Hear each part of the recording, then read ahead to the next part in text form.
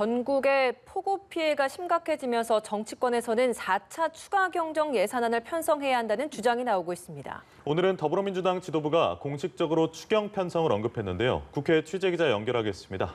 박초롱 기자. 네, 오늘 오전 민주당 이해찬 대표가 지도부 회의에서 4차 추경 편성을 언급했습니다.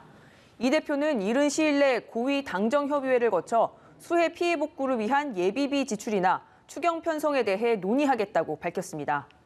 이해찬 대표가 말한 예비비는 태풍이나 장마 같은 예상치 못한 재난 등이 발생하면 쓰는 예산인데 현재 2조 원가량이 남았다고 합니다. 박광원 최고위원도 속히 예비비를 투입해 수해 복구에 나서야 한다고 밝히면서 예비비로 복구가 어렵다면 국회가 추경을 검토해야 한다고 말했습니다. 수해 복구를 위한 4차 추경은 야권에서 먼저 나온 얘기입니다. 미래통합당 김종인 비상대책위원장은 지난주 목요일 수해가 극심해 재난 지역이 많이 발생하고 있기에 예산이 책정된 게 없다면 추경을 할 수밖에 없다고 밝혔습니다. 국민의당 안철수 대표도 재해 추경을 편성해서라도 신속한 복구에 나서야 한다고 했습니다. 민주당 지도부는 지난주까지만 해도 추경 편성에 신중한 입장이었는데 지도부의 추경 필요성 언급으로 4차 추경 편성 논의가 급물살을 탈 것으로 보입니다. 앞서 정부는 코로나19 대응을 위해 3차례 추경으로 58조 9천억 원을 편성했습니다.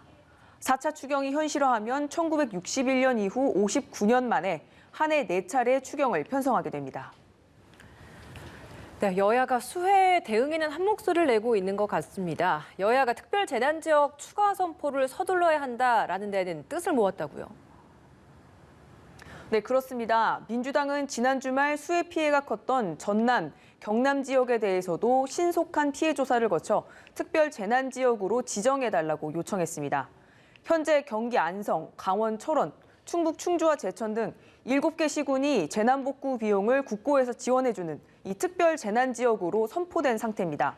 통합당 주호영 원내대표도 모든 수해 피해 지역을 조속히 특별 재난 지역으로 선포할 것을 요청했습니다. 여야는 주요 일정을 미뤄두고 수해 복구 지원에 집중하고 있는데 민주당은 지난 주말 광주 전남 지역에서 열려던 당대표 후보자 합동연설회를 연기한 데 이어 다른 지역도 일정 연기를 검토하고 있습니다. 이번 주 금요일에는 대전, 충남, 세종 합동연설회가 예정돼 있는데 이해찬 대표는 나머지 지역 전당대회도 가능한 수해 복구에 지장을 받지 않도록 일정을 조정하겠다고 밝혔습니다. 김종인 비대위원장을 비롯한 통합당 지도부는 오늘 섬진강 범람으로 수해 피해가 심각한 전남 구례를 찾습니다.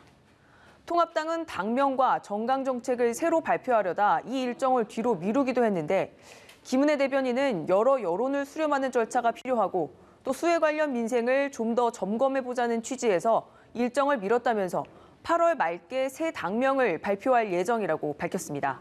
지금까지 국회에서 전해드렸습니다.